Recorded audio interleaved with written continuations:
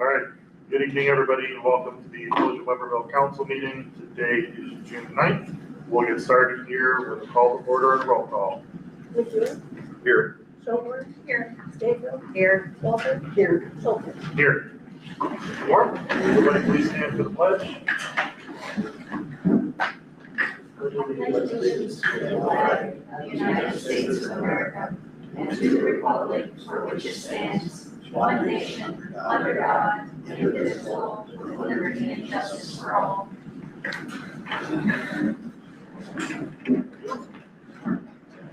Is there approval for the agenda this evening? I'll make a motion to approve the agenda. I'll second. Seconded. All in favor, say aye. Aye. All opposed? Okay, brings us to our first round of public comment. We'll open up at 6:01. So at this time, if there's any members of the public who wish to comment, we'll give everybody 3 minutes as per normal. My name is John Vincent, and I'm a village resident. I just want to give a shout out to our DPW. Those guys work night and day, and I also want to give a shout out to the food bank. Please contribute what you can to the food bank. Our citizens need your help. Please feel free to help. It makes you feel good on the inside. And I want to thank the church, and I'm sorry, but it was a Baptist church in town here. Every fall, and I don't belong to church, I'm sorry, I don't know the name of the church. But every fall, they send citizens out to help people break their yards and get the leaves to the curb. Then our DPW comes along, puts up branches, the leaves, plow our streets. They're out there at 3 o'clock in the morning, 4 o'clock in the morning. I know that because my window here go by there.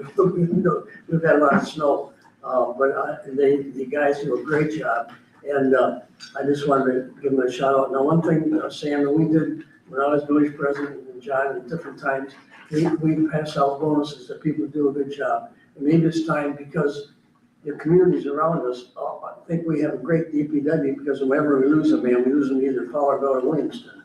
So maybe it's a good idea to, what some, I don't know, but to give the guys in the DPW a bonus and tell them thank you for their service on New Year's Day, Christmas Day, and New Year's Eve, 2 o'clock in the morning, 4 o'clock in the morning. Not only do they take care of our roads and our these, they also take care of our water and our sewer. And what is more important than being able to flush your toilet when you have to? If you don't, guess who gets the call? And they're out there all the time. So I just want to give them, I think we have an excellent department. I want to give them a shout out on how well they do. So give them a bonus. I don't know if any of you people have received bonus or not. I have been jobs I haven't. I've been jobs I've had. I've been jobs I've given out bonuses. But that's beside the point. It really makes a person and it makes their family know that they are appreciated. And you know, the old saying, money talks and the other thing walks. I want to say that word here. So it's some thought. That's all. Thank you. Thank you. Any other public comment this evening? Seeing none. I have no comments myself. Brings us to the consent agenda, which includes the minutes of the council meeting from May 12th, accounts payable, investment report, revenue expenditure report, balance sheet. Any questions from the council on those items? If not, is there approval for the consent agenda? I'll make a motion to approve the consent agenda. Second. Seconded, roll call. McEwen. Yes. Schulberg. Yes. Stanfield. Yes. Walter. No. Schulter. Yes. Okay, brings us to our monthly reports. And first up is the police report. More weather here, calls are increasing. On May 6th, Deputy Stalzer and Officer Madrano responded to the 1 block Franklin Street for a domestic assault complaint. No injuries were observed on the victim, but the suspect did admit to hitting the victim with an object that he had swatted and claimed it was unintentional. The victim advised that there's a long history of abuse between the two of them and that it was intentional. The suspect was subsequently arrested and lodged at Union County Jail. A warrant was authorized by the prosecutor's office and sworn to a 55th for domestic violence. On May 21st, Deputy Kinvater, Deputy Bates, and Deputy Manuel responded to the 300 block of Grand River for an accidental shooting. The subject thought that the gun was unloaded and shot himself in the leg. Medical aid was rendered and the subject was transported to the hospital for treatment. And the deputies are seeking charges for reckless discharge of a firearm with the prosecutor's office, and charges are still pending. On May 24th, I responded to the 4,000 block party road for a check welfare complaint. I spoke with the reporting party and contacted the subject. Medics were called to the scene and ultimately transported the subject to the hospital for evaluation. I found that the subject had violated the probation by consuming alcohol and notified the Fifth District Court. Probation officer in a warrant was subsequently authorized and sworn to at 55th. On the 28th, deputy staff responded to the 200 block of North Summit Street for an assault and neighbor dispute. Both parties claimed that the other party had assaulted them over a parking dispute at the complex. Both parties declined medics and neither wanted to press charges. An informational report was filed with our office. Our monthly stats are attached for your review. And regarding the picnic coming up this Friday, we also have several of our specialty units that will be coming out and attending as well. And Friday will also be Deputy Vincent's last shift here working in the village before Deputy Patrick takes over for camp on the 13th. Any questions for the deputy? All right, thank you. Brings us to DPW report. Month of May was pretty busy. Lawn mowing has started, not only for us, but also residents. So I'm going to ask that please don't blow your grass out into the streets. We spent quite a bit of time cleaning the curb and gutters on Main Street and Grand River in preparation for the Memorial Day events. And then an hour later, we had fresh grass clippings blowing out into the road. So not only does it plug up the storm sewers, prevents drainage, but it's also very dangerous for anybody on a motorcycle because those grass clippings get very slippery. So please just clean up your mess if you do get it out in the street, but try not to blow it out into the road. Potholes, that's an ongoing thing. We went through about 8 tons of patch yesterday, patched the whole town yet again. Misdigs, again, don't remove the flags that are in your yard unless you are the one that called the misdig in. You don't know if the work has been completed or not. So if the flags are pulled out, it just delays all the projects that are going on. Still having some lift station issues, cleaning sewers. Don't flush wipes. It doesn't matter if they say they're flushable, they are not. So please stop flushing wipes down your toilet. Some construction updates. Main Street is done. We have a few little touch-up items left. I met with the contractor earlier this week, so we're going pretty smooth there. And then I want to touch on water quality real quick, nothing too in-depth. I know online there's been some chatter regarding the cloudiness of the water. So again, we are what's called a limited treatment system. We have 3 wells where the water comes out of the ground and enters right into our distribution system and into our water tower. So at these wells, the only thing I can do is pump chlorine, and then our phosphate goes in as well. We don't have any filtration, we don't have any treatment, nothing. So the chlorine, just disinfectant, that's all that is. And then the phosphate, we use a chemical called PW300, which is a sodium acid pyrophosphate. It's very common in the food industry. You might be familiar with this, Sandra, in baking. But it's also used in water treatment. Our chemical treatment was approved by Eagle when our wells were put in, and I have to follow what Eagle says. So I'm not making this up. I'm not injecting just whatever I want. So we have been running the same amount of phosphate for the last 7 years. I test phosphate levels every single morning in 4 different locations around town. I look back in our records, it's been the same levels for 7 years. It's called our residual. That's what we have in the water as it comes to your house. Prior to that, I look back in the records, they were running it pretty high, and that created a lot of water pressure issues around town. Anybody that lives on Beach Street or Apple Lane, you can learn that firsthand when the new water main went in. So what happens is the phosphate, it acts as what's called a chelating agent. That's where it has a chemical reaction with the iron in the water, and it bonds to the iron. So it kind of encapsulates the little iron particles that are in our water. It doesn't take it out of the water, they're still there, they're still present. So they are coming to your house. What happens is they all stick together. 1 or 2 is just fine, but we have billions of iron particles in our water. They stick together, they get gummy, and they plug up the points of smallest area. So it starts out in our water main where your service line is connected to our water mains. We are constantly digging them up and drilling them out to try to open that hole back up. Right now, I still have 4 on my plate to do. We just haven't been able to get to them yet. So from there, it goes into your house. Now it's plugging up your aerators, plugging up the little cartridges that are in your faucets, plugs up your shower heads, stuff like that.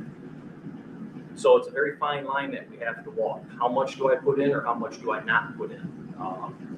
Previous supervisor before myself, he lowered the levels down because it was a water pressure issue.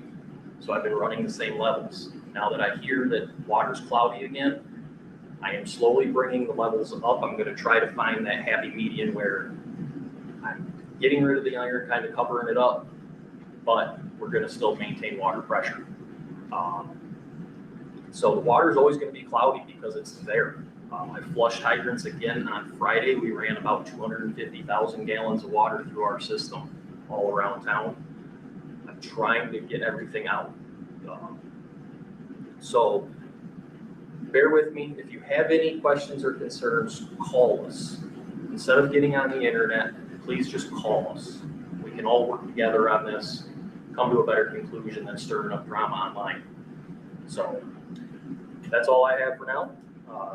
If anybody's got any questions, you know how to get hold of me. What is the dosage that people approved? We cannot have more than 10 parts per million of phosphate in our water. So right now we're running, just this morning, on average between our 4 sites, I was at 0.63 parts per million. So I'm not even running 1 full part per million in our water.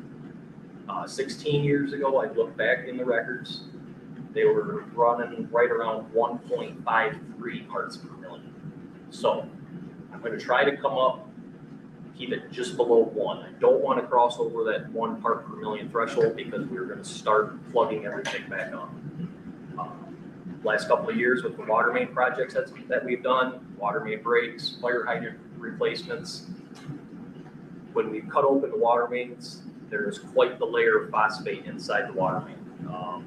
Just right here on Main Street, Reeve Riley did comment about what's inside of our water main. So we can tell that for a long time they ran a lot of phosphate. So I'm slowly bringing it up. I can't do it overnight. So over the next month or so, I'm hoping to bring it up to 1 part per million or just a hair under. I'm gonna let it run there for a couple of months. If we gotta sneak it up a little bit more, we will. So.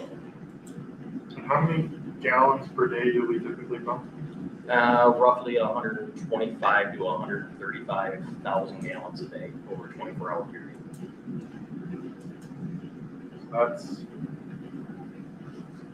Is that about a pound, just shy of a pound per day of phosphate? We measure it by, we have day tanks in both well houses. So when we mix it, because the phosphate comes in a powdered form, so we mix it at a ½ pound per gallon. We have at well house 1 and 2, I just ordered a tank last year. That's a 50-gallon tank. So that one runs a ½ pound per gallon there when we mix it. The new tank for well house number 3 is supposed to be delivered on Friday. So it's going to be the same tank as what's over at 1 and 2. There'll be another 50-gallon day tank. That lasts us just under a month. So.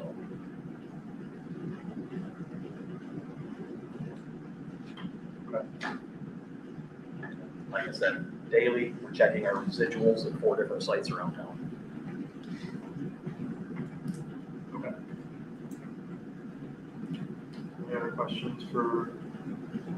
Yeah, I understand Cody has left us. Cody did leave.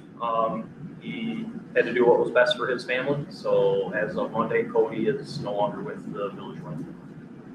What are you doing about posting job or? Sam and I have had conversations, I guess we're not quite certain yet as to where we're gonna go with that. So, Sam is talking about it. We'll continue to monitor needs, figure out the most appropriate action from there. Okay, but this council is minus money. We approved to have DPW fully staffed. What has changed? I mean, can we not afford it? Because now we're down a person that had a CDL license and has water and sewer knowledge. Well, historically, DPW has always operated with two employees plus a seasonal worker, which turned into 3, which then turned into 4. So we'll continue to evaluate what our needs are, and we can make a decision from there.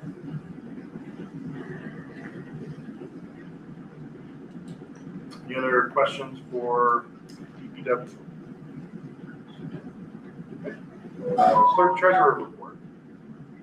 Preparations for the 2026 village tax bill is underway. Village tax bills will be mailed out no later than July 1st, and due date will be September 14th. Joe from the Michigan Rural Water Association has completed the village water rate study. The results of the study, along with the proposed water rate resolution, will be presented to council at the next regular meeting for consideration. The village's auditors are scheduled to be in the office in July to complete field work for the fiscal year 25-26 annual audit. Okay. Jessica, in regards to the top line, the first thing you talked about, you can keep mine.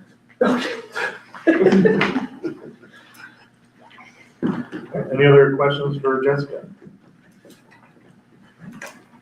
Next is the WDDA report. Josh, do you have any more? Just a quick update that the 4 buildings nearing completion. Obviously, everyone's seen that the parking lot next to the post office is being done. Hoping to get a better timeline for completion for that and North Summit as soon as they have kind of a game plan. A lot of it has to do with the Drain Commission and scheduling with them to make sure we can actually have a schedule moving forward.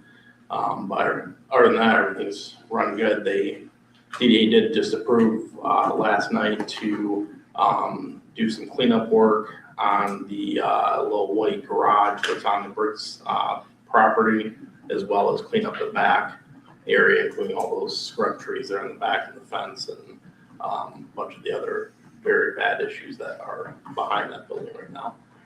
We're still waiting to hear back if that building is salvageable. The masons are looking at the brick to see if it's structurally sound enough to continue on with rehabbing that building. So hopefully by the next meeting we should have an answer on that, and then we can continue to move forward. But the cleanup on that site and renovation of the white building would be standalone from the building, because we already need to fix a lot of the issues, especially a lot of drainage issues that are going on with that. Because right now, part of the parking lot literally drains through that property because of, there's literally almost like a creek that has developed over the years on that property that goes right through it. So we're hoping to fix that and then run the drainage out to where it should be, which there's a basin right behind the bank where that would connect to. Okay. Any questions about the WDDA? Thank you, Josh. Building and zoning report, McKenna's provided their report as usual. They're not present tonight. NISA report. Call volumes are definitely up for EMS, fire, and motor vehicle accidents. And also Chief Drent attended a meeting to discuss participation with the Metro response team. It was a very productive meeting, and there are more info to come later. The fire school ended, and all the participants passed their practical exam, and they were just waiting for written results. We also participated in an active violence training in Clinton County, as well as another one in Eaton County. There are a couple of grants that NISA has applied for, and one of them is a grant from the state of Michigan. If NISA receives a letter from all the participating governments we could get up to 50,000 per jurisdiction. They're working on screening for cancer grant. And then the full-time staff also voted to create an IAFF union. So negotiations for that will probably start pretty soon. And then Engine 61 are being licensed as a medical response vehicle. It's been equipped for doing that job, and we're just waiting for the paperwork from the state to be approved. And then everything else is normal, just pretty busy. Thank you, Sandra. Any questions about the NISA report?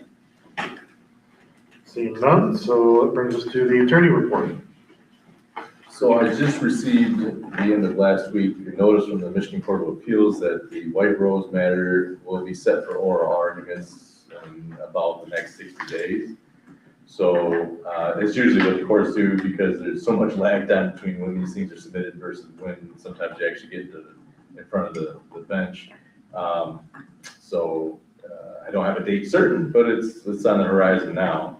And again, just a reminder, in this case, this is a civil infraction that we prevailed at district court, we prevailed at circuit court on the appeal of the defendant, and this is the defendant's appeal to the Michigan Court of Appeals. So in the balance, really on this last hearing, is whether or not White Rose will have to pay for all the fees and expenses of pursuing this litigation. So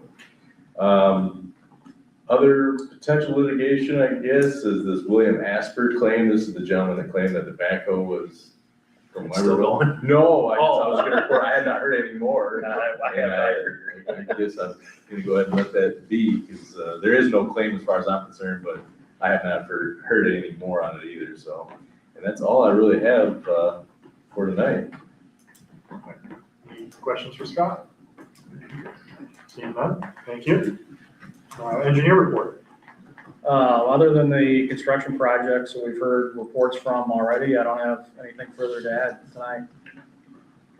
What's the latest from Reeve Riley on the North Main Street lot with the wavy cap? I will follow up with him. I'm planning on talking to him later on in the week. He's getting a pay application ready, and so I'll ask him about that. Okay. Is there any indication so far as to whether or not some or all of that will have to be torn up and replaced? There are a few spots that we're gonna have to pop out of there for sure. Okay. I was out last week and I don't have a big truck, so, I couldn't really see movement, but I didn't see anything beyond, what we had seen when we were out there. And I imagine garbage trucks and delivery trucks and stuff are going through there for the party stores.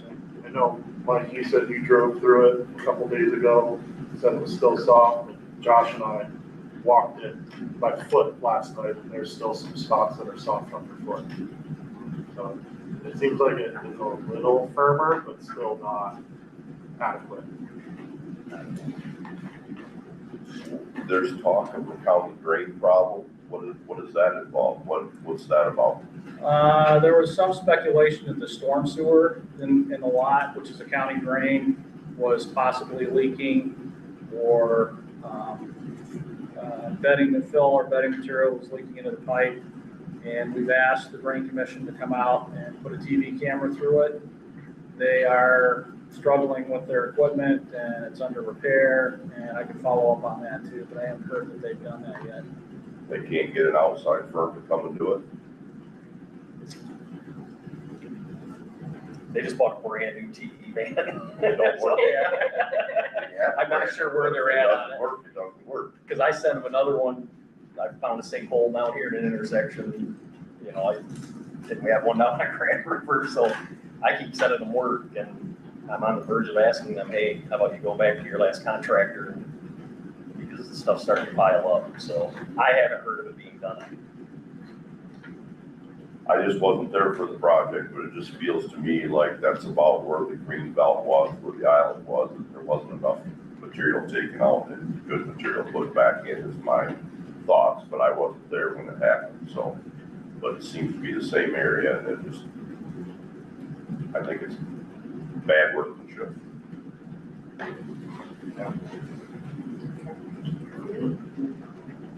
No, not from the county, from our contractor. Our contractor just did that parking lot. So I guess we'll know more, next meeting presumably, and Sure. you and I will stay in touch as we learn more too. Yeah. Any other questions for Bruce? Brings us to last report, which is advocate reports. See none. Brings us to new business, which the first item is the cattle annual report.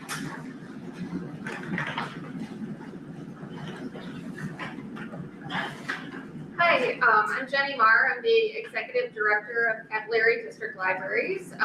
With me tonight, we have one of our board members, Deb Bloomquist, and of course, our head librarian at Webberville, Amanda Robbie. So she'll be coming up to talk a little bit more about what we've done at the branch. Overall, in cattle, in 2025, we were busier. We saw an increase in library visits, people coming in to get help from librarians, using the computers. Program attendance was up too. So, we really have seen a lot of people coming out and using our branches. Overall, our library visits, we had over 758,000 people come to all of our branches total last year. And over 2.4 million items were checked out for circulation. So it's nice to see that they're all used really well. The Webberville branch, your residents just for the village, their circulation was up. They checked out over 12,000 items in 2025 as well. And,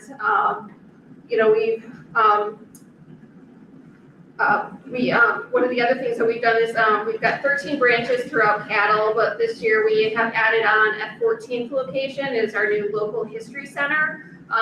So this is the archives that we hold. We have a Mid-Michigan local history collection. It's been in the basement of the downtown branch for many years, but it's a steam heated building, so it's not great for historical documents. Also worry about pipes leaking, so we've actually have found a location in Allen Township that we found right by 96 and Alchemist Road exit. So we've got that opened. It's got regular hours now starting this month in June. So it's open for everybody to come and look, but it's our archive, so it's got all sorts of historical documents, but the most popular thing are the real estate documents. A lot of people come in order to research their house or historical buildings or all that kind of thing. So, but we're really hoping that it's going to be more accessible for people. It's got great parking. It's easy to get to. And we're looking to do a lot more programming there. So we're really excited to add this new location on in for cattle. Last thing I wanted to mention, I gave you each one of our informational sheets. Cattle is on the August 4th primary ballot. We have a village renewal on there. So we do this every 4 years, and this is a straight renewal. We're not looking for an increase. So we've had a little bit of a headly rollback since the last millage, but it's okay. We're not looking to restore. So this will just be a straight renewal for our operating budget. Over 90% of our operating budget comes from property taxes, so the renewal is to allow us to continue to operate through our communities and keep all of our branches open. So we do, like I said, we do have an information sheet. We've got them at the branch. I don't know if you want these in the village office. If you have a community board or you want this, I can give you some extras for that. So, but yeah, this 2025, another busy year. 2026 has been real busy too. I don't know how it was June already, but it's been going real fast. So I'm going to turn it over to Amanda and tell you about some of the things we've been doing to the branch. Hello. So if you want to take a look at the handout that you all have, you'll see some of the things that we have been doing, which probably one of the more exciting things we do is our Pop-Up Storytime series every year. So you can see one of the book fairies at the lavender farm that we had last year, and at the fire hall we have our paramedics and a UT, and in Williamson we went to the local laundromat who is the daughter of one of the Webberville Garden Club's members. But we also, of course, have our story times weekly during the year starring Miss Betty, who's here. Hey! Which she's grown quite a following.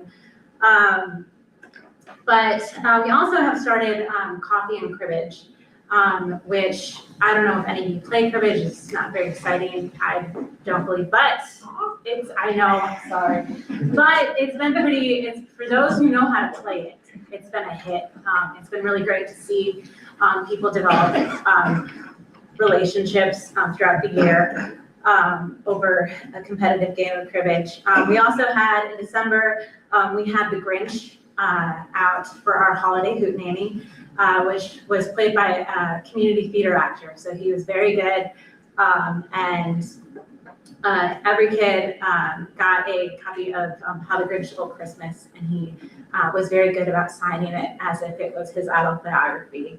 The kids are very excited. And then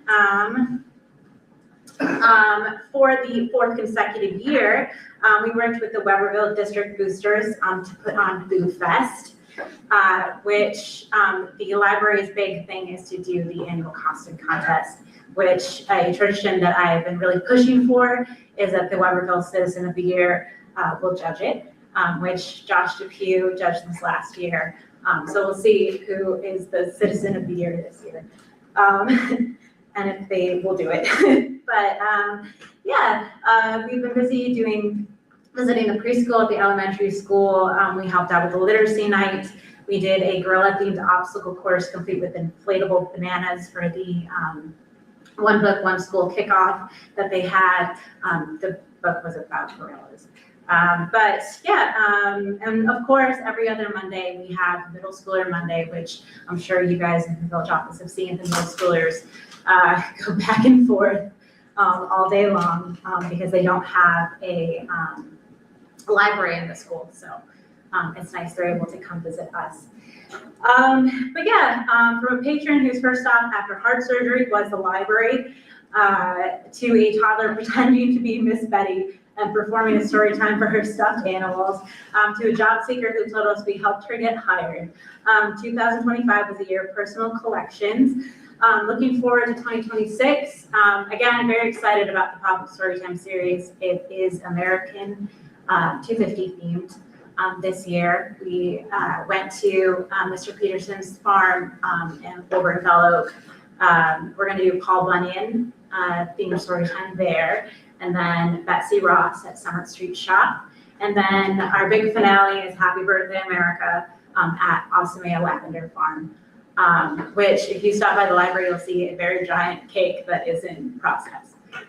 It should be a very good year, and we're most excited for the to be a part of the tree lighting and to provide the Polar Express train. Any questions? I'm here. Thank you for everything that you guys do. Appreciate it. Thank you.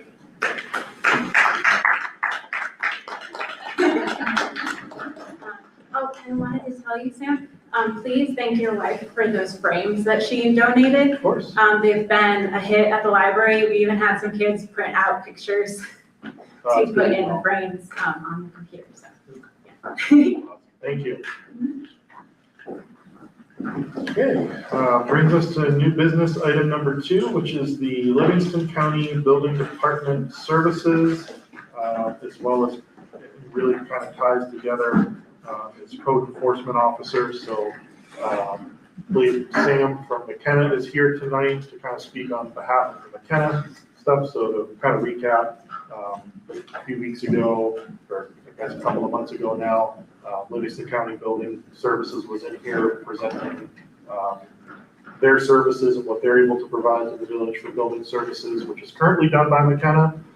I met with Sam and Jake a few weeks ago to talk about how McKenna can continue to work with the village. So Sam, I know you're here tonight. I don't know if you have anything to present, but did you want to say about the memo that you provided that's in our packets. Yeah, I'd be happy to talk about it a little bit.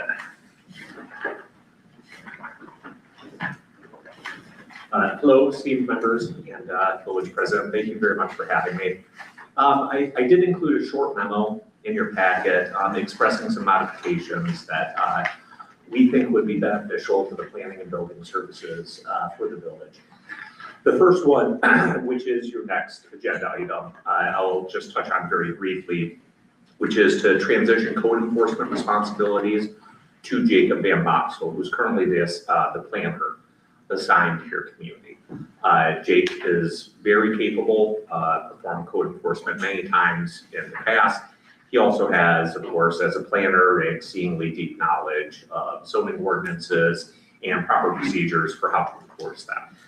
We think this will be a slight improvement over the services we're currently providing because Jake spends more time on site here in the village. And he also lives a lot more closely to Jim, who had been providing it previously. So if there are any sort of emergency situations, he would be able to respond promptly.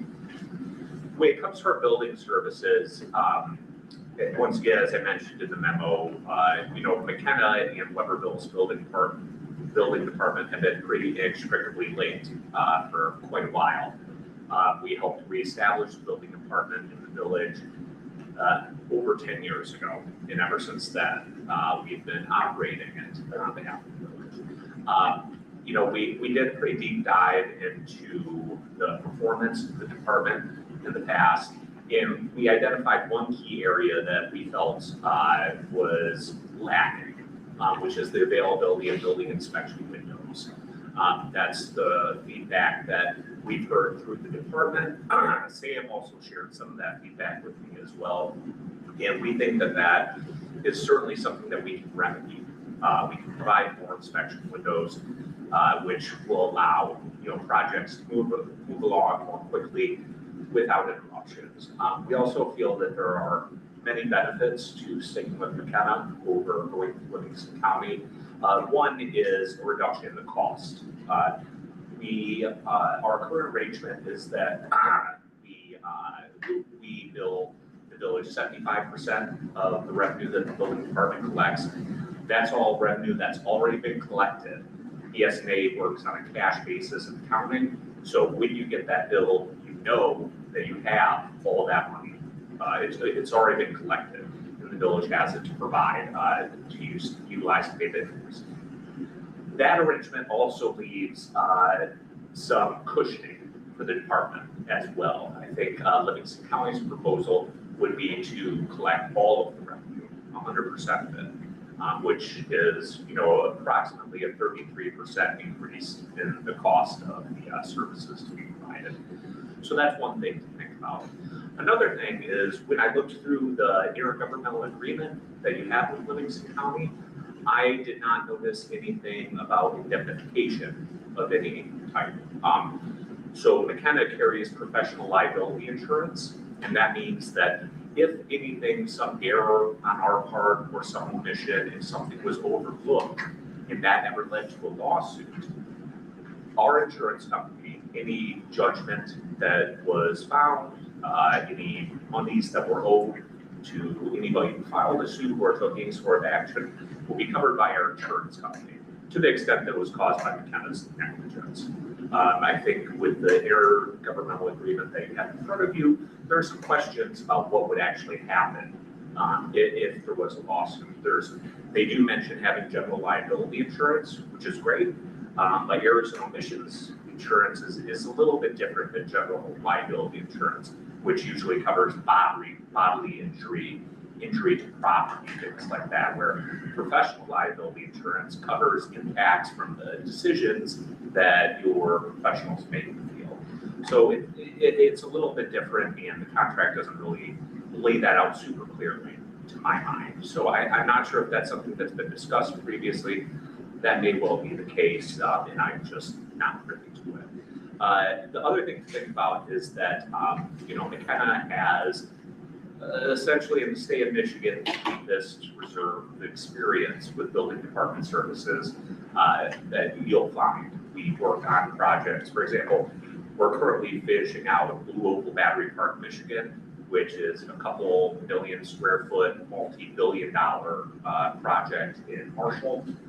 We have, from start to finish, reviewed all the plans, performed all the inspections, and done all the very complicated technical work that comes in, everything from advanced industrial facilities all the way down to, the shed or the addition that someone wants to put back on their house. So, the experience, and of course, it's not like Webberville has giant factories opening every month or anything like that, but those projects do come along, and you want to be able to quickly and effectively address applicants who want to invest in your community. Because at the end of the day, that's what building department is. It's a way to facilitate development and facilitate investment from homeowners, business owners, commercial operators that have an interest in your community, right? And then lastly, to that same point, the synergy of having your planning and zoning departments working hand in hand with your building department it's difficult to describe how much of an impact that can have in the community. Very often, those are two areas that are sort of at odds in a community and economic development department.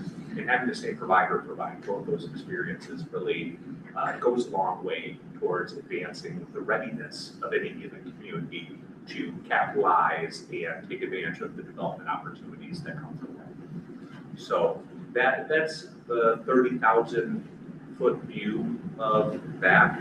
But I'm happy to answer any questions that any of you might have. So please do let me know.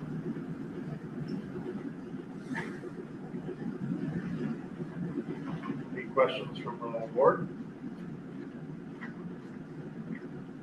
So you're saying that you only take 75%, we get 25%? That's correct, yes, sir. We're Livingston County's taking off? Correct, but our lift administratively would be reduced to zero. Right, we're not doing anything. Everything is being a phone call right to Livingston County. We have nothing involved. Correct. We have to call them if we keep them and then hope they can make it.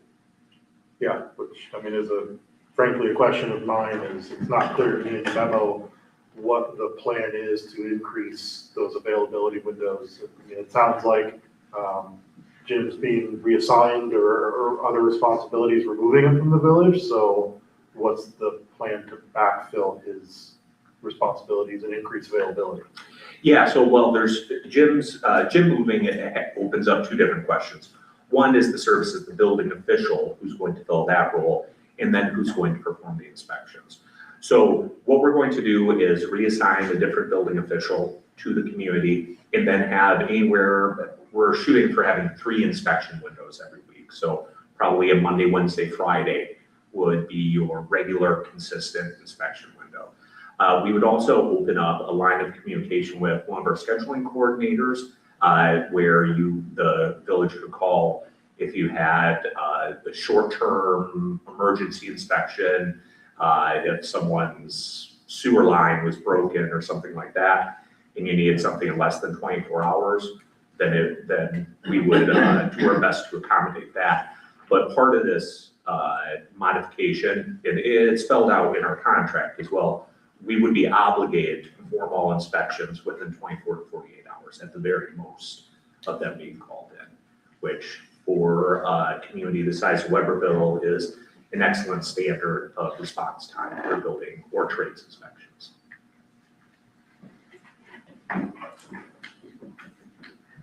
Any other questions for Sam before board discusses options? And you guys would do the code enforcement as well? Yes, ma'am. I think regardless of the board's decision on building department services, I think the plan is for us to continue to provide code enforcement services, if I understand correctly. Right. Which in effect, because we already have a contract running with McKenna, essentially your memo serves as notice that McKenna's going to be providing a different person to perform those duties. I don't believe that the board will have to officially vote on on whether or not that takes place, correct? That would be my understanding, that you would simply have to abstain from terminating the service.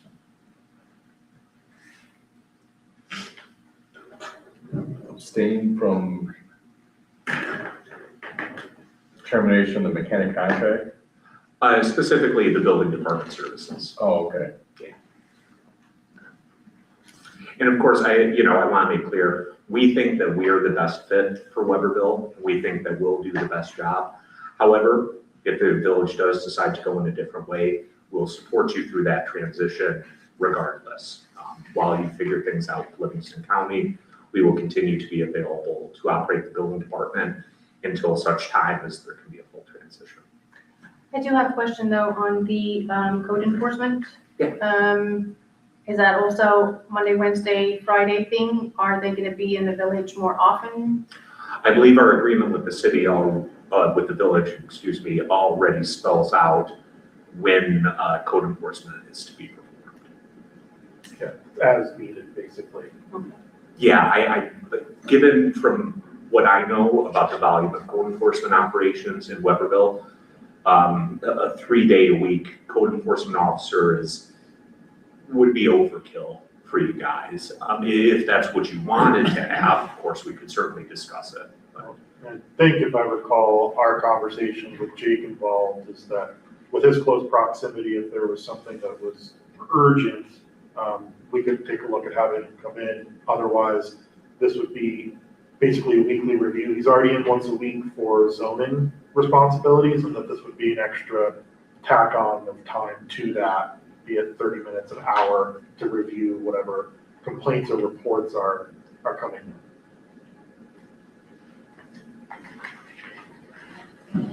As to the abstention on, I don't have the mechanic contract in front of me. I don't know if there's a clause in it that speaks to changing of service or termination of service, so I'm not.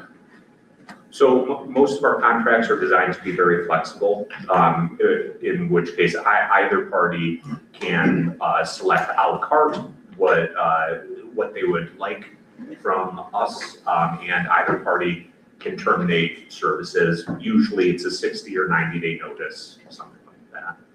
So that's with our original contract with them. Sounds like that, correct. I just don't have it in front of me to say yes or no. Right off. And I don't either, but I can speak generally to what the structure of the contracts with municipalities are. And as far as the termination term, the 60 or 90 days, once again, we would not hold the village to the letter of the contract. We would work with you however long you needed to transition this to Livingston County, if that was your decision. Out of curiosity, obviously the board has not voted, but what would become of active permits? What does that transition look like?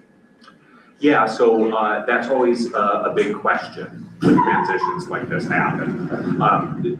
Generally speaking, there's going to be one or of two paths. The minority of time, when you transition from one building department services provider to another, the new provider takes over responsibility for inspecting all previously issued permits.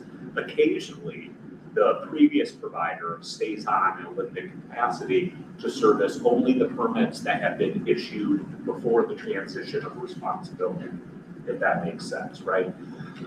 So let's say Livingston County is able to pull the transition together and they're ready to start July 1, right? One of two things would happen. Either on July 1, they would have responsibility for inspecting all the permits that had already been issued, or two, they would take responsibility for all new permits going forward. McKenna would retain responsibility for all previously issued permits. Those are the two paths. Okay. And once again, that's something that's worked out during the transition period. We would have a discussion with the village as well as Livingston County and figure out the exact mechanics of that.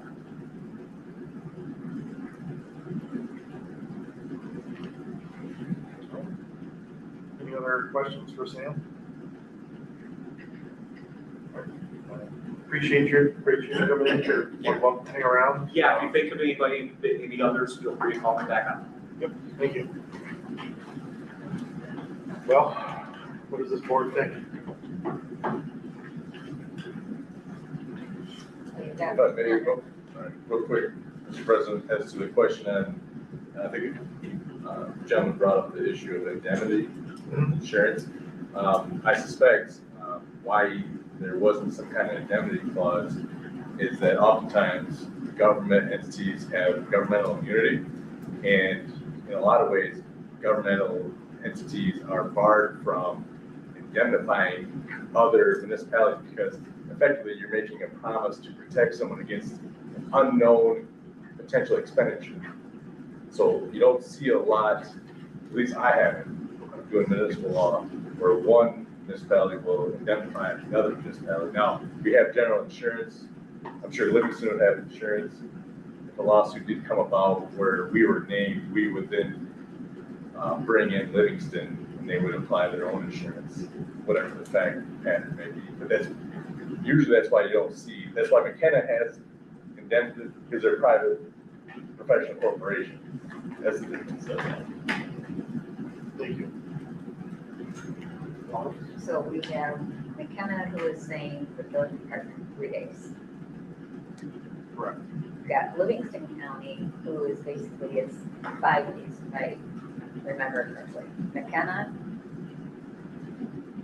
office is still going to be handling the scheduling and everything.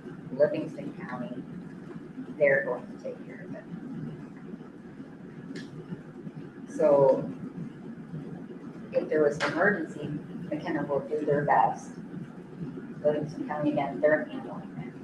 So then we have to also look at the cost, where McKenna is saying 75%, Livingston County is keeping it all, but then we're doing an added cost because we are looking at adding on the code enforcement, which is some more added cost there. So it's. Well, code enforcement stays the same, because we're already Well, receiving that's that true, service. but we still have to look at everything. So we want to do what is convenient for everyone. So I know a lot of the concerns was, I guess, the inability to schedule for when people needed it, the contractors and things like that, and even the people that live here if they need something. So I think that's the big picture right there, is do we want the ability to have 3 days, do we want the ability to have 5 days? Right. Yeah, and I know I talked to Jessica a little bit about the revenue part of it. And yes, we would lose some revenue, but at the end of the day, all of those permits. Speak up, please, yeah, so if we were to transition to Livingston County, we would forego some revenue from the building department. However, that's not the intent of the building department to generate revenue. Those permit fees are to cover the administrative costs and burden associated with those. And with that being removed from the plates of our office, it's net zero. I would think that if I was looking at building a home or even doing anything, I would want the ability to be able to schedule anything any day. Especially contractors, they're really busy. They're gonna want the ability to have anything.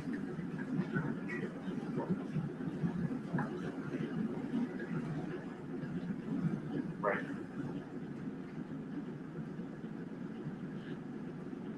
No, I fully agree with that. That's been a very large pain point for many contractors who perform work in our village as well as homeowners.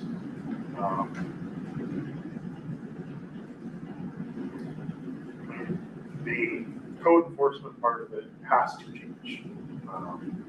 I think that's probably a given here. Yes. So the question is whether or not we terminate the building services portion from McKenna and adopt Livingston, or we continue on with the proposed changes.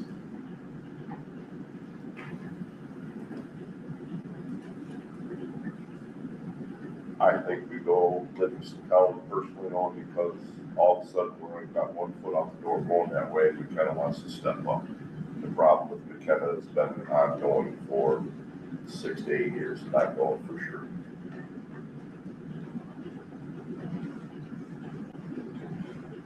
I would very much agree with that. What would McKenna be doing if they did go with Livingston County? Code enforcement and, I thought Sam said that Livingston County would do code enforcement. just building inspection. Building and trade inspection. Okay. What we would be doing, code enforcement, Jake from McKenna. Jake from me. Code enforcement, so maybe we need to clarify when you're saying code enforcement, we're talking about lawn, snow, yard trash, abandoned vehicles, all that kind of stuff. It has nothing to do with the building department. Correct. That's where the difference is, Dan. Thank you. Yep. Yeah, anything that's, Anything related to building or pulling permits for electrical, the plumbing, the mechanical, the building site will come from Livingston County. Okay. The code enforcement for the village, like I said, yard, snow, junk vehicles would come from McKenna. I would add just one minute detail there. There is occasionally overlap in enforcement of your code of ordinances as well as enforcement of state law. For example, someone that's working without a permit on a building in your community, that falls under code enforcement, generally speaking. So Livingston County wouldn't be going out and issuing that person a citation or requesting them get a permit, whatever. So there are some things that fall into both buckets. Well, yeah, Livingston County is going to cover the permits and the code enforcement for the permits that were pulled. Correct, but for example, the situation where there was no, someone's working without a permit and didn't apply for a permit, my understanding is that would still fall under code enforcement's purview to enforce and write them a citation and get them to pull the permit. That Livingston County wouldn't be providing that service. Yeah, that's just my understanding. yeah, because I believe in our 300+ page ordinance book, under each section, it spells out when a permit is required for something. So it would be an ordinance enforcement upon failure to pull a permit. Exactly. You are correct, it does. So how are we going, so while we're on this, so as far as McKenna doing the code enforcement, is that going to be policed? Are they going to pay attention to what's going on in the village? Or do we still have to report to them that this address has a problem, this address has a problem, this has been like this for 2 years? Or are they gonna, how are they gonna get the phone call to go deal with it? I think that's something that we can work with Jake on in terms of how much time he spends maybe actively controlling. So this is actually a matter of quite a bit of contention, but courts have laid out, there are 2 models that a municipality can use to enforce their local code. You may not use both of them. You either need to have a complaint-based system or you need to have regular patrol. So you need one of those 2 things are the only modality that you can use in code enforcement. That's to cut down on any accusations of improprieties or unequal enforcement or something like that. So generally speaking, most communities, especially smaller rural communities, use a complaint-based system, which I believe is what you currently have. Using a patrol-based system would involve a significantly larger investment in code enforcement. I know we're getting off topic there, so we'll get back to where we're supposed to be, but I just wanted to ask the question while it's open. Sure. No, and that's fair. And I mean, a complaint can come from anybody. Even an anonymous person. Right. And when is this gonna start? I believe we discussed it becoming effective July 1, but as I said, Jake's already here regularly, so at council's pleasure.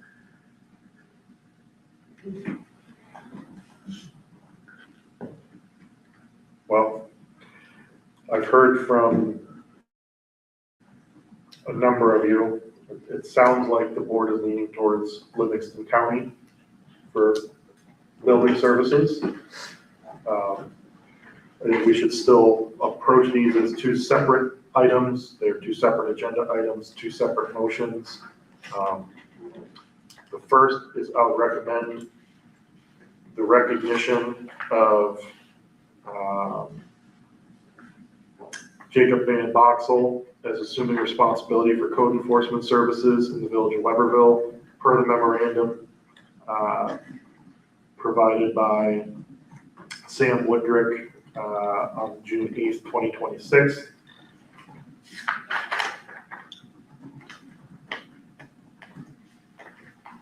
So moved. Second. Roll call.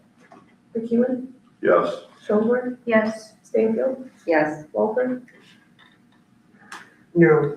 Schulte. Yes. Okay.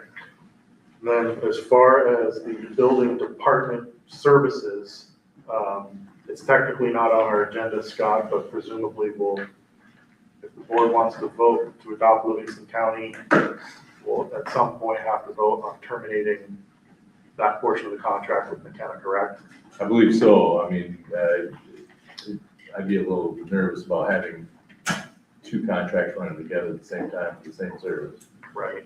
So, It's not on the agenda, but can that, To terminate the contract? can that be done all at the same time, or do we need to add an agenda item? for tonight, yeah, I mean, if it's in the purview of the council, the motion, second, discuss, and vote, your prerogative. If anyone wanted more time, they would have to set, have their own motion or request.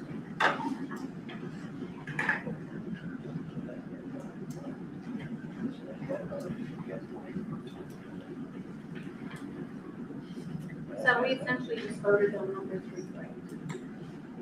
Correct. So then we have to go back to number 2. Yes. Just trying to find if there was a proposed start date from Livingston County. So are we going to vote to terminate the one, so do we have to go back to vote to amend? Can you speak up? I was asking if we had to go back to vote to amend the agenda.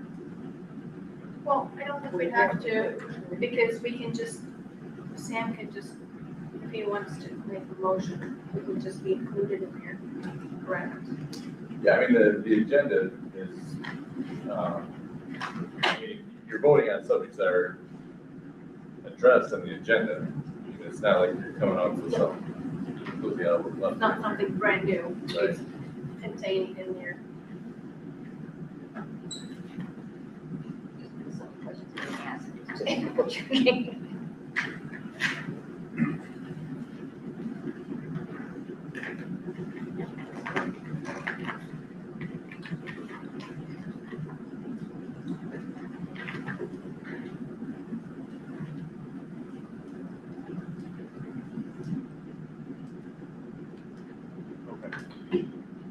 I do know that Jim Rowell informed me that both of their boards approved taking on Webberville, so we are here to make a decision on that.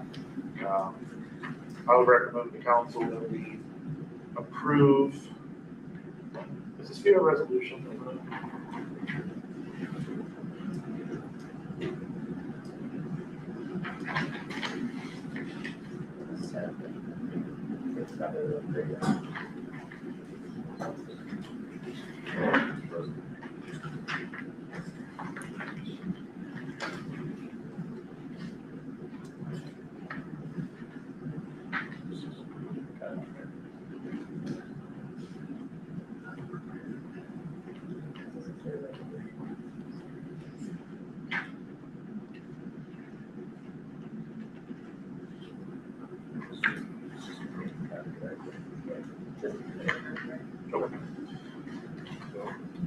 recommend that we approve the intergovernmental agreement contract between the Village of Webberville, the Livingston County Building Department,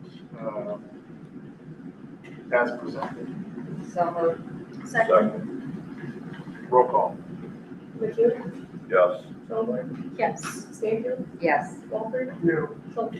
Yes. Okay, And I did find, we did further resolve that this resolution will take effect on June 1st, 2026, or when both parties have approved this agreement. gotcha. So, Thank you. you're welcome. But I would also recommend to the council that we terminate the building services contract with McKenna Associates.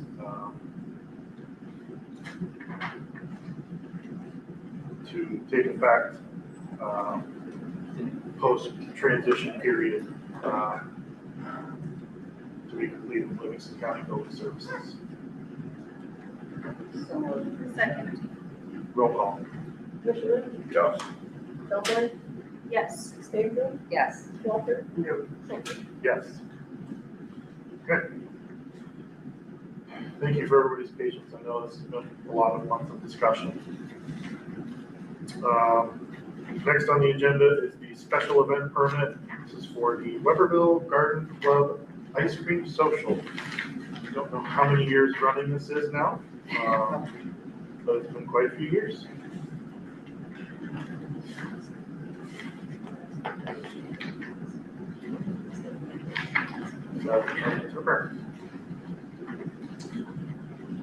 Okay, so this will be the area next to the Blue Star Memorial, north of the Cultural Center, that's this building, for Saturday, June 27th, 2026. The event will begin at 1 p.m. ends at 3 p.m. This is the celebration of America's 250th birthday. The Garden Club, alongside with the Webberville United Methodist Church, serving cake and ice cream. Doesn't look like any barricades or facilities are required. No money spent. I would recommend that we approve the special event permit for the Webberville Garden Club Ice Cream Social. So moved. Second. What day is that? Saturday, June 27th. All in favor, say aye. Aye. All opposed? Okay. Last two items, number 5 and 6, again, somewhat run concurrently.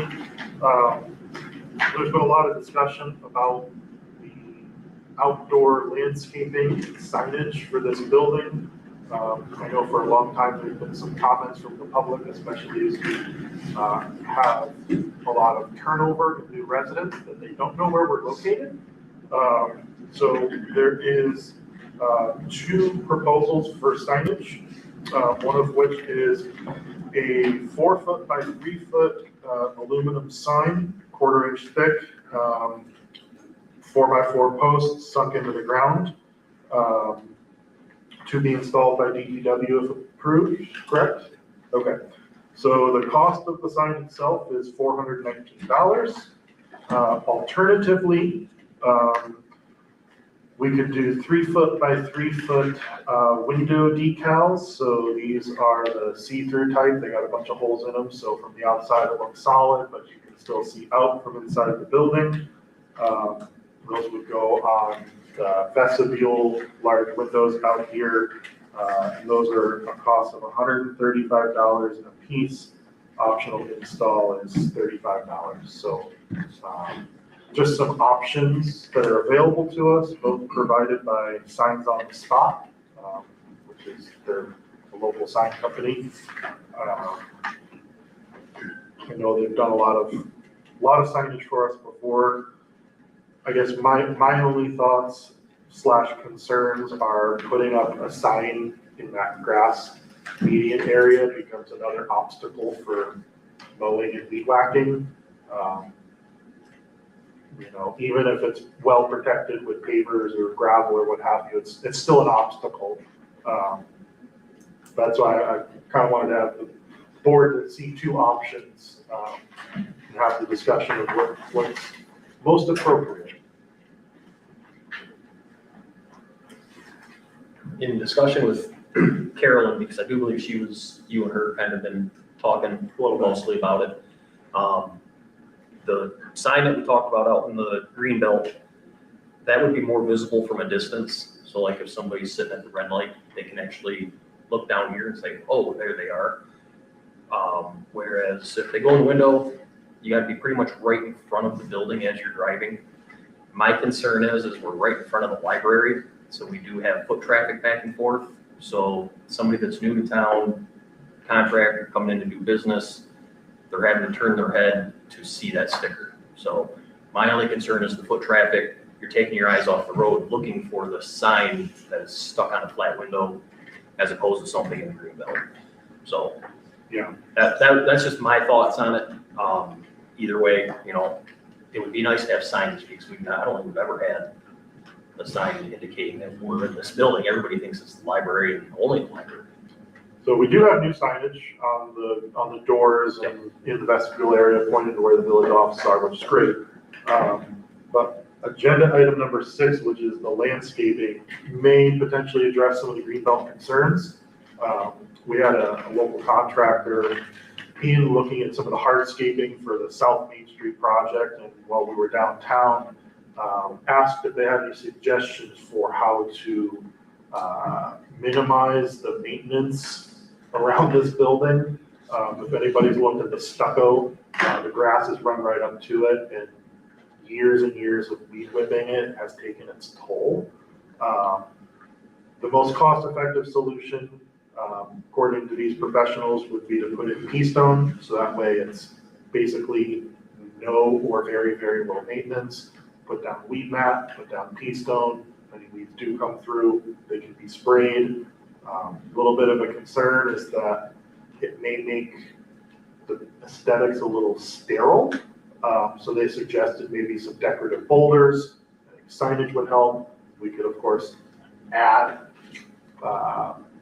flower pots or bushes to kind of spruce it up a little bit. But I know it would reduce a lot of burden from our DPW of having to push mow these tiny little strips and areas.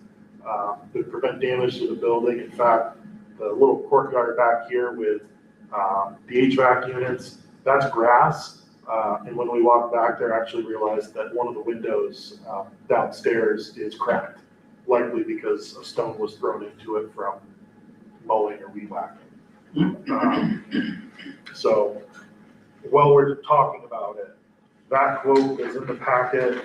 And to simply do Keystone all the way around this building would be $6,520, which is not an insignificant amount of money, but it would prevent a lot of damage and reduce a lot of workload from DPW. So again, these things kind of run concurrently, they'll be treated separately, but I wanted to present both together. I know as far as the signs, I like one that's out front, especially if you're looking for somewhere you've never gone before. The sign out front of a building is always nice. It's like, here I am. Where if you have like a decal on the door and the sun is hitting it right or something, you may not see it. People may already have to know where it is. Exactly. And they're really not paying any attention to the sign on the window. So the sign out front is very nice, in my opinion. Sticker in the window, you're already here. Yeah. Right. A sign can kind of like draw your attention to it, even if you're not going there. The sign Conversations still I've says, "Here I had am." is the window stickers work well if you're like in a strip. Say you're already parked and you're looking at different units, so. I think the sign's the way to go, personally. That's me. I second that wholeheartedly. And as far with, like, you're talking about, like, with the Landscaping it? Keystone and everything, I think that would, yeah, absolutely, it would. Yeah, these are, look sharp. the PVC that's gonna be over the wood posts, they are standard. I can get them at any fence company, we can order them. So, as they age, fine, we just slip new wood over or new PVC over the wood. So maintenance is minimal on it. But I know Sam and I had the conversation, we're trying to present to the board without just us making the decision. So we wanted to have just what options we had available. Yeah, these are choices or decisions of taste and preference, which I think should be made collectively, because I know at least at home, I'm usually wrong. The stone around the building and maybe around, a bed of stone around the sign, I think is a good idea. My thoughts are pea stone is light and blows out with a leaf blower.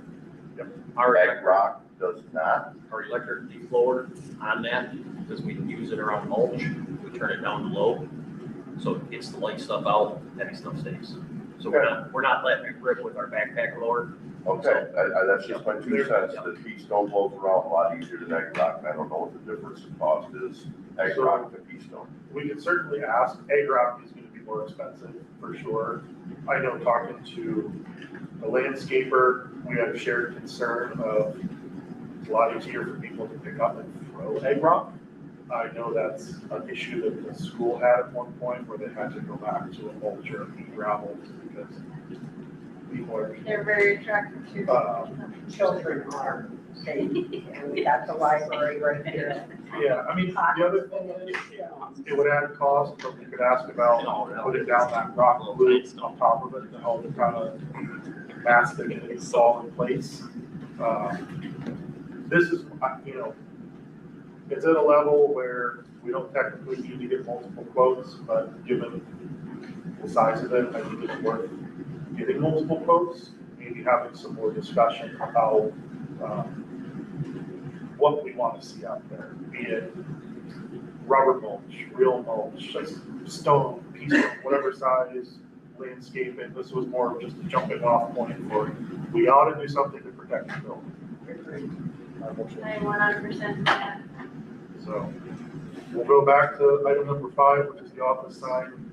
Heard everybody. I make a recommendation that we approve the purchase of the 4-foot by 3-foot aluminum sign to be installed by the DPW, not to exceed $419. So approved. Second. Roll call. Yes. Schoenberg, Yes. Mayfield, Yes. Walter, yes. Yes. Okay, we'll get that underway. And then the last item, which is the landscaping, again, unless anybody feels very strongly that this is urgent, it needs to be approved tonight. We can have more discussion tonight about maybe some needs and wants, which I would appreciate as I go back to this landscaper and look for other quotes of what we want to see. So, or we can continue to push it in the next meeting and have a more in-depth discussion. I put that to the board. I think we just need to decide what we want and get both apples to apples from a couple other people, along with what we got. We just gotta figure out what we want, ag rock, pea stone. And the ag rock, is that creek rock? It's bigger around that big, so it's a heavy We call stone. it creek rock. I call it ag rock. Size of an egg. Landscape ag rock. Size of an egg. So it's like 1 inch, 3/4, 1 inch stone. Does everybody want to maybe think about it for 2 weeks? So then next meeting, we have a more in-depth discussion. I know this is going to drag it out a little bit, but. Does anybody want mulch or do they want stone? Let's just I put want that. stone. It's Okay. a lot, it's a lot Okay, so cleaner. get quotes of ag rock and pea stone, apples to apples, so you might as well get the quotes and see if we can solve it by the next meeting. All right. Did you check the GP here? Not yet. Okay. This was purely Just because we were downtown and we went, hey, quick question, That's what what are your thoughts? That's what I thought, how that came about, so, Yeah. okay. Okay. So that brings us to the end of new business. I will go look at amending these quotes, getting some other options. Brings us to our second round of public comments, which we will open up at 7:19. Good evening, council. My name is John Leonard, village resident. Just a little input on that last comment. What about an elevated? No weed whacking, it's gonna disturb stones, just elevate it, direct, plant flowers, put your sign in the middle of it, just a suggestion. A couple items that I'd like to bring up to the council, concern. How many DPW employees do we have now that are totally certified in water, sewer, and have CDL licenses? And what would happen if something were to affect the only person, if I understand right, the only person that is totally certified, if something were to happen to that person, what would be a concern of a village resident in health issues regarding water treatment and sewage treatment? So how many people are we gonna have totally certified, and why are they not now? There was an article in the Fowlerville paper that came out yesterday by a gentleman named Tom Bonnet. One of the comments was made, and I'm gonna direct this to you, sir, as a DDA issue. There's, I don't know if the amount of this project was accurate in his statement, but I was understanding that it was approximately 2.2 million that was going to accomplish this project. He indicated that some source told him that it was almost $3 or over $3 million. I'm just kind of confused as to what the total cost of that be. And I don't normally trust issues that come out in a paper, but I would like clarification on that.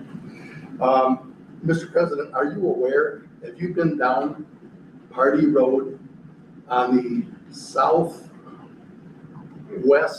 side of Party Road? Have you seen what's going on down there? You might want to take a trip down there. There's a house, the very last house, as you're heading east on Party Road. You might want to drive down there because it is an amazing situation down there that I think you need to be aware of. And if you drive down there, you'll know what I'm talking about. A process that I was concerned with a meeting or two ago, if something were to happen in the village and you're not available, what is the process of decision-making in the village? Who would be the next person in line if you're not available? And what is the process of passing decision-making on to a person in the village that has that responsibility? I would like to be informed as what that process is.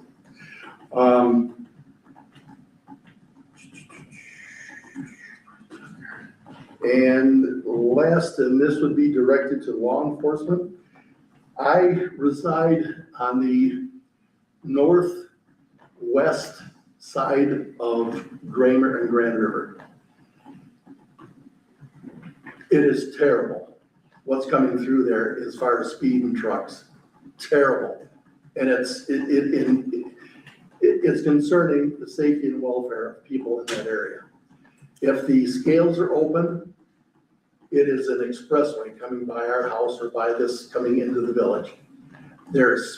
They do not comply with the speed. And they also use engine braking coming in because all of a sudden they see that electronic speed sign and all of a sudden they start using their engine to lower their speed. It is a terrible, terrible situation, and the speed is scary, scary. I have grandkids that I like to play out in the yard. I can't do it. It is terrible, the traffic and the speed coming into this village. And I think something needs to be done, whether it's putting a speed sign up that is, you've got 2 40-mile-an-hour speed signs east of town. They do not comply with that. It's like they don't even see it. If there was a light, traffic light, something else that would be a little bit more obvious that they need to slow their trucks down. Again, when they have the scales open, it's terrible. It's nonstop trucking through Grand River coming into town from the east. It's terrible, terrible. And I'm afraid it's a safety issue. Other than that, I appreciate your time. And I just concerned with the decision-making with McKenna. Is this gonna open the door to another possible lawsuit? That's just a concern I have. Thank you. Appreciate your time. Thank you. Is there any other public comment this evening? Oh, I would like a response, if that's possible. Thank you. Real quick, please buy the News and Views, the article in there that talks about the white elephant that the DDA is building this. And I've been at a meeting the other day and there's probably 20 or 30 people there and not one person. I mean, Sam, I don't want to see you get hurt by this, but that is out of control. Everybody's laughing about it, not laughing, is upset about it. And these are voters and taxpayers. And And then it's a big sweat out in this whole area. And, it's just for somebody's ego. So go out tonight, get the news and views and whatever you call it, I'm not sure. That's all I have to say. Thank you.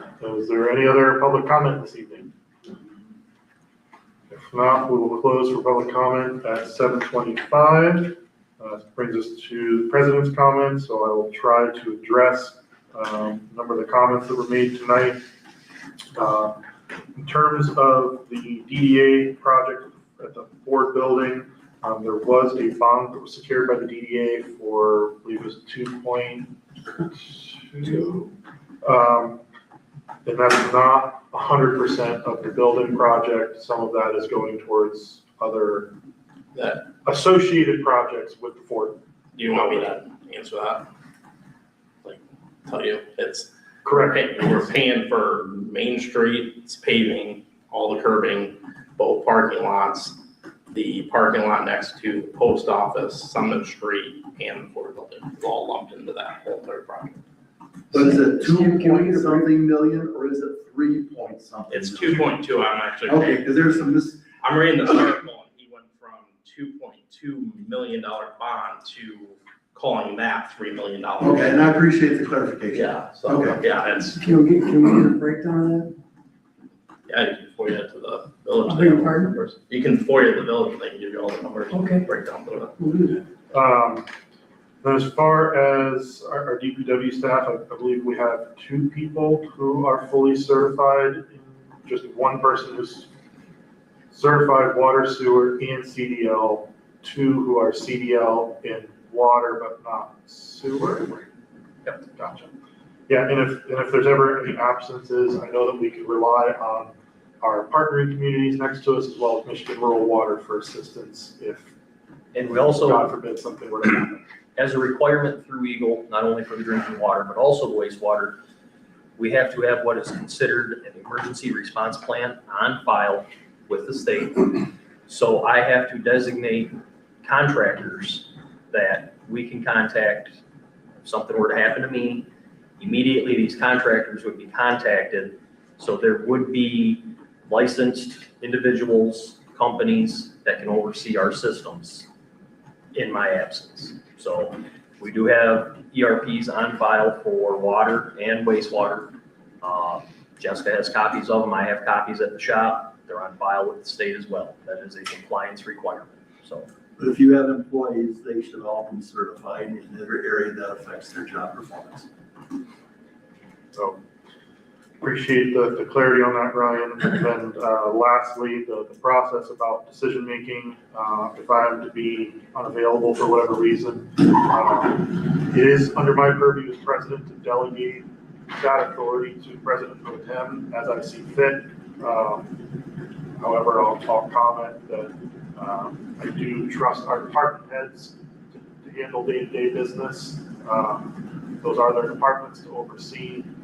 Anything regarding large decision-making is typically handled by this board anyway.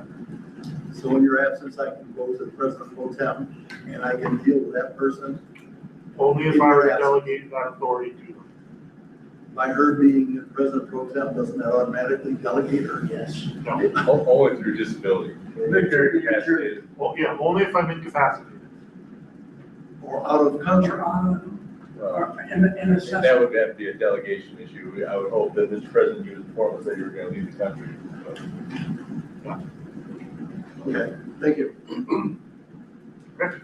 Those are all of my comments. That brings us to council comment.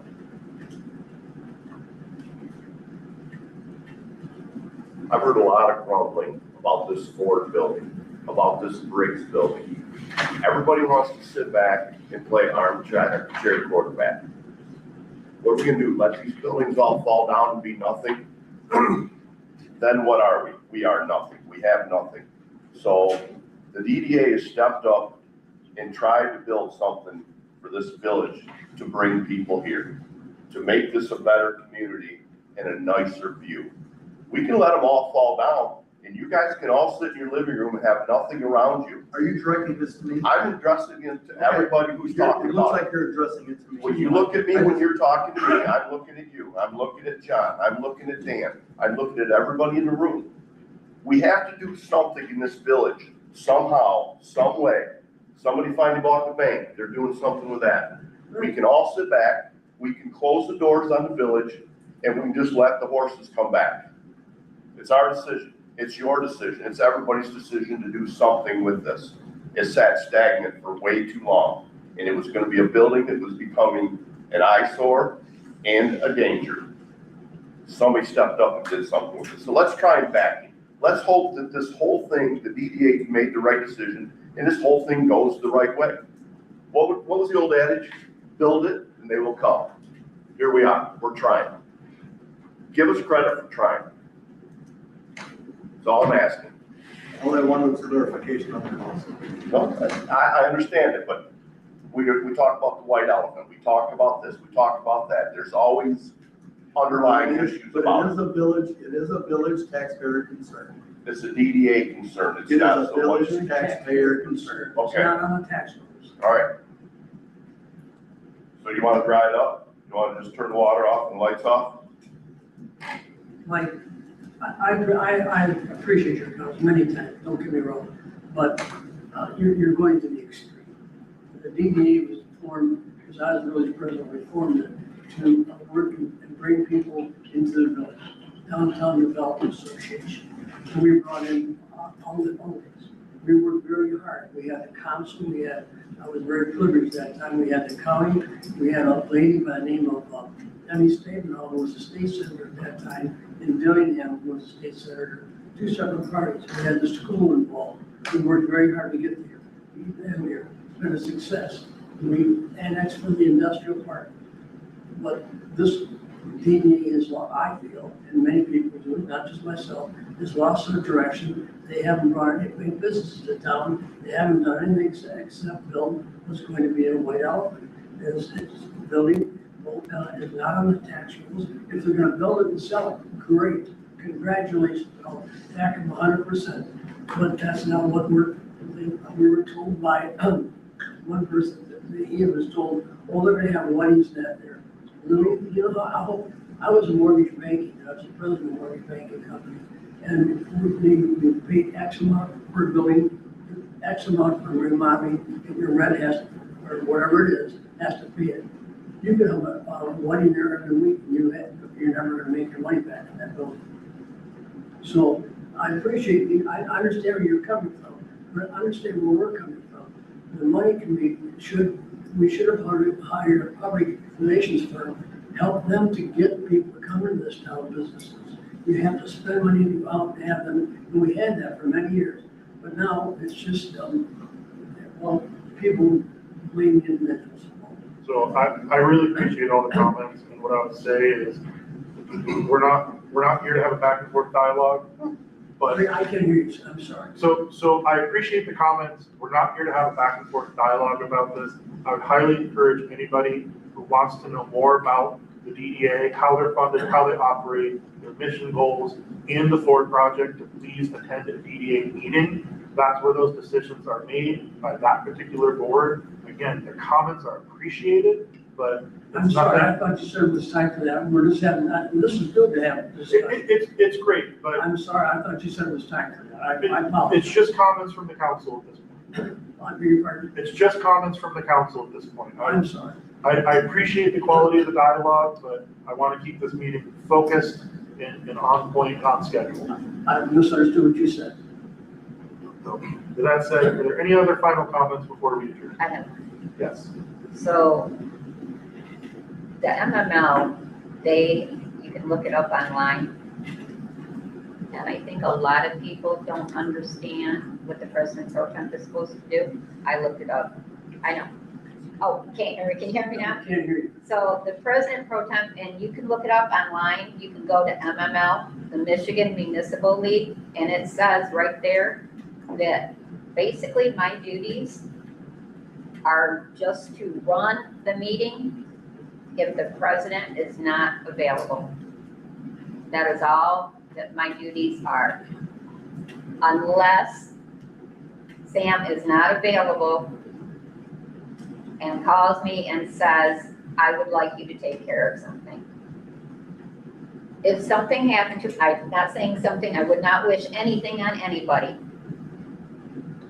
There would have to actually be another election to pick another president. I would not even automatically step into that role. So I just wanted to say that. And this board votes for a president pro tem every year. Yes.